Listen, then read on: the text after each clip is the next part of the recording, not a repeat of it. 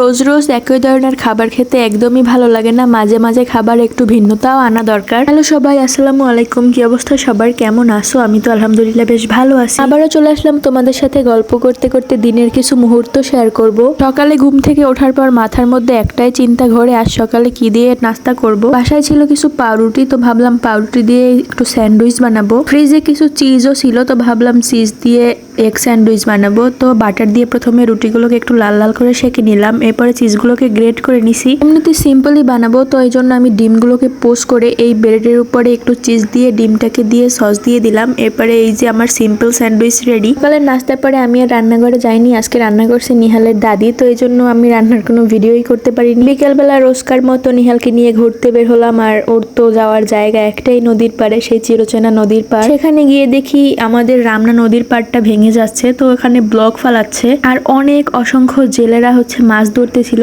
চিংড়ি মাছের রেণু। ওই যে গামলার ভিতরে কালো কালো দেখতে পাচ্ছ, ওগুলো সব চিংড়ি মাছের বাচ্চা। তো আমরা ওইগুলোই দেখতেছিলাম, আর নিহাল তো প্রচুর খুশি হয়ে গেছিল। নদীর পাড়ে অনেক মানুষ ছিল, তারা সবাই চিংড়ি মাছ ধরতেছিল। তো আমরা দাঁড়িয়ে দাঁড়িয়ে দেখতেছিলাম যে কত ছোট ছোট চিংড়ি মাছের বাচ্চা ধরতেছে। পানিটা শেখা হলে তোমাদেরকে দেখাবো যে কতগুলো চিংড়ি মাছের বাচ্চা পাইছে। এগুলো কি চিংড়ি মাছ সেটা বলতে পারবো না, তবে এই যে দেখতে পাচ্ছ অনেকগুলো চিংড়ি মাছের বাচ্চা। ওই যে এরপরে অনেকক্ষণ আমরা দাঁড়ায় দাঁড়ায় পানি দেখতেছিলাম, আর ব্লকগুলো ফালাচ্ছিল সেগুলো দেখতেছিলাম। আর এই সময়টা আমার অনেক ভালো লাগছে, একসাথে সবগুলো ঠাস ঠাস করে পানির মধ্যে পড়তেছিল। তো বিকালটা ওখানেই কাটালাম, আর এই ছিল আজকে আমার সারাদিনের টুকটাক ভিডিও। এই ভিডিওটা তোমাদের কেমন লাগলো অবশ্যই কমেন্ট করে জানিও। ভালো লেগে থাকলে অবশ্যই পেজটাকে ফলো করে দিবা, ভিডিওটাকে লাইক করে দিবা, শেয়ার করে দিবা।